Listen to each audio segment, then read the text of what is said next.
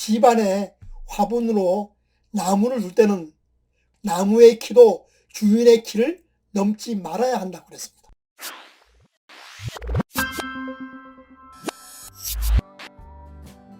안녕하세요. 고전의 한수 엄태범TV입니다. 오늘 고전의 한수는 집안을 흥하게 하는 나무, 집안을 망하게 하는 나무, 이런 주제를 가지고 말씀을 드려보겠습니다. 요즘은 자연 친화적인 삶이 화두가 되었습니다. 자연을 집안으로 한껏 끌어들여서 스트레스를 줄이고 편안함을 안겨주는 그런 풍수 인테리어가 요즘 유행하고 있습니다. 집안에 나무를 기르는 것은 정서상으로나 건강상으로도 매우 좋은 일입니다. 나무와 같은 자연물을 이용해서 집안을 꾸미는 것은 비싼 가구로 꾸미는 것에 비해 경제적으로도 매우 유리합니다. 나무들은 실내 공기 중에 유해 물질들을 정화시켜줍니다. 그리고 전자제품에서 나오는 유해 전자파를 차단하는 효과까지 있습니다. 또한 우리 집에 있는 나무는요, 몸에 좋은 음이온을 발생시켜서 살균 효과에다가 온습도 조절까지 해줍니다. 그러나 나무를 집안에 들일 때는요, 신중을 기해서 집안에 들여놓아야 됩니다. 그럼 오늘 이 시간에는 집안에 두면 집안을 흥하게도 하고 망하게도 하는 나무에 대해서 알아보도록 하겠습니다. 첫 번째, 분재에 대해서 알아보도록 하겠습니다. 철사로 억압해서 그 모양을 잡은 분재는 피해야 합니다.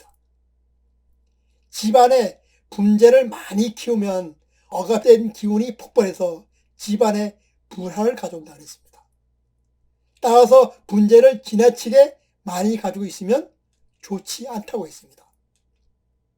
특히 아랫사람이 윗사람을 거부하고 대드는 하극상을 일으킨다고 했습니다. 따라서 철사로 모양을 잡은 분재는 집이나 사무실에 둘 것이 아니라 별도의 장소를 만들어서 보관하고 감상하는 것이 좋습니다. 둘째는 축축 늘어지는 나무나 뿌리가 드러난 나무는 피해야 합니다. 가지가 축축 늘어지는 나무를 조경하기 위해서는 결항목이라고 합니다. 이는 목을 맨다는 의미입니다. 따라서 잎이 축축 늘어지는 수양버들과 같은 식물은 피해야 합니다. 그리고 뿌리가 드러나는 나무도 좋지 않다고 했습니다. 나무에 뿌리가 드러나면 집안에 망신살이 생길 수 있다고 합니다. 따라서 나무를 심거나 화분에 심을 때는 뿌리가 드러나지 않는 나무를 심어야 한다고 했습니다. 그리고 나무를 심을 때는 나무끼리 비비 꼬이지 않고 서로 얽히지 않는 나무를 심어야 한다고 했습니다.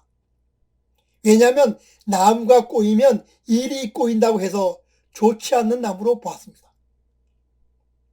셋째, 잎이 날카로운 나무는 피해야 합니다.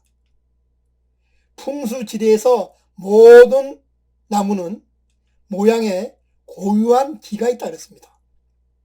뾰족뾰족 날카로운 나무의 잎은 화형이라고 해서 예민하고 날카롭습니다. 따라서 풍수에서 뾰족한 나무의 잎을 가진 나무는 좋지 않은 것으로 봅니다. 즉 침엽수나 소나무를 키우는 것보다 잎이 넓은 활엽수가 좋다는 말입니다. 우리 주변에는요, 누군가 영전을 하거나 승진을 하면 난을 보냅니다. 난은 지나치게 날카롭고 그 잎의 생김새가 마치 칼과도 같습니다. 또한 소나무는 잎이 날카로워서 생기도 날카롭습니다. 대나무는 잎의 생김새가 화살촉과 같다고 해서 안정감을 해친다 그랬습니다.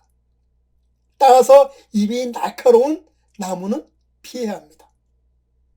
넷째, 키가 지나치게 크거나 굵은 나무는 피해야 합니다. 집안에 화분으로 나무를 둘 때는 그 굵기가 가장의 종아리 이상이 되는 것은 좋지 않다 그랬습니다. 또한 나무의 키도 주인의 키를 넘지 말아야 한다고 그랬습니다. 나무가 지나치게 커서 주인의 키를 넘거나 굵기가 종아리 이상이면 집안에 곤란한 일이 생긴다고 했습니다.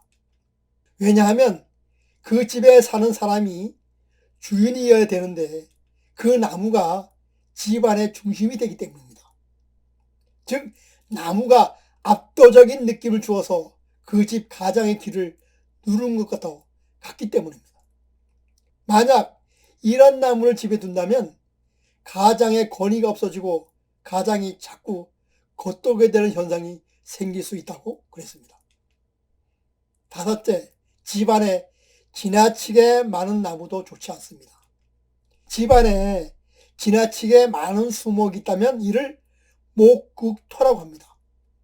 즉 나무가 땅의 기운을 이긴다는 뜻입니다.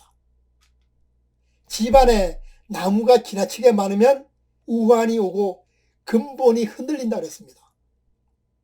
따라서 집안에 지나치게 많은 나무를 두는 것은 좋지 않습니다. 집안의 나무의 수량은요, 집안의 실내 공간 중 최대 10% 이내에서 채워야 좋다고 했습니다. 실내 면적의 10% 정도 나무를 배치하면 습도가 20 내지 30%가 높아지고 겨울철의 실내 온도도 2도 내지 3도 정도 올라가는 효과가 있다고 했습니다. 특히 고층 아파트의 경우 땅 기운이 현격히 떨어지기 때문에 땅 기운을 보충해주는 나무가 있는 것은 좋습니다. 따라서 여건이 허락된다면 발코니에 흙으로 만든 정원을 꾸며 나무를 심는 것도 좋습니다. 이때 나무를 심는 흙은 인공흙보다는 생흙이 좋습니다. 왜냐하면 생흙이 집안에 부족한 흙의 기운을 조금이라도 더 보충해 줄 수 있기 때문입니다. 만약 공간이 여의치 않을 경우는 생흙을 넣은 화분을 나란히 배치해 주는 것도 집안의 생기를 돌게 하는 한 방법입니다. 여섯째, 죽은 나무와 마른 꽃은 신속히 치워야 합니다. 풍수에서 죽은 나무는 재물을 말라버리게 한다고 합니다. 또한 시들어 말라버린 나무는 생명이 소진돼서 없어져 버린 그런 물체를 뜻합니다.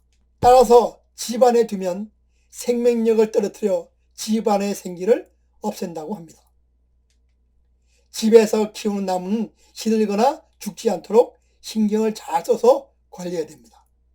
그리고 만약 나무가 시들거나 죽으면 때를 놓치지 말고 바로 쳐보내야 됩니다.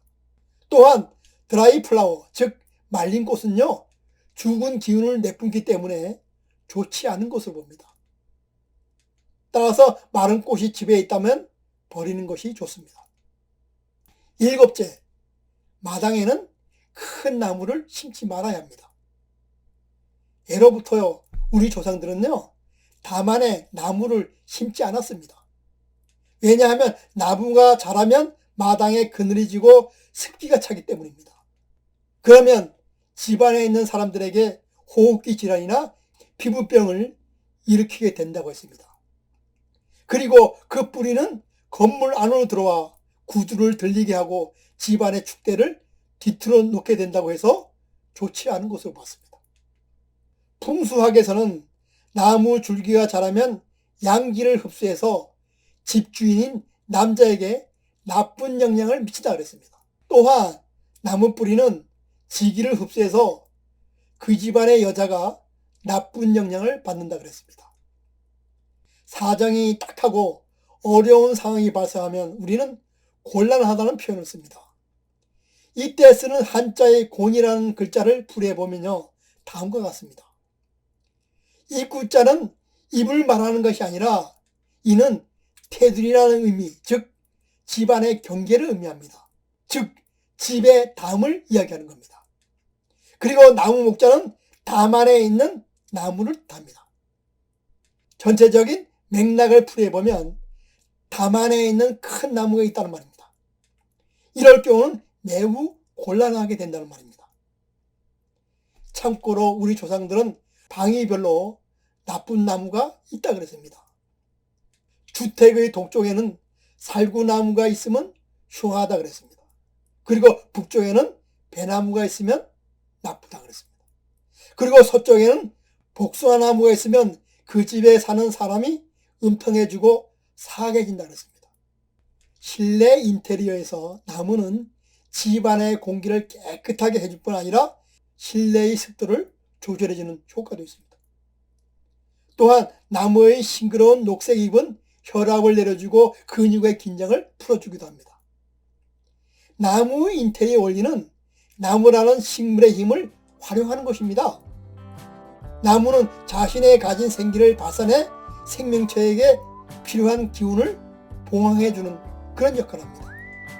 따라서 우리는 이번 방송을 통해서 이런 나무의 기운을 어떻게 잘 받을 것인지 생각해보고 잘 활용해야 합니다. 그래서 온 가족이 생기를 받아 건강하고 역동적인 삶을 살아가는 그런 계기가 되었으면 합니다. 그럼 오늘의 고전의 한 수는요, 여기서 마치고 다음 시간에 다시 찾아뵙도록 하겠습니다.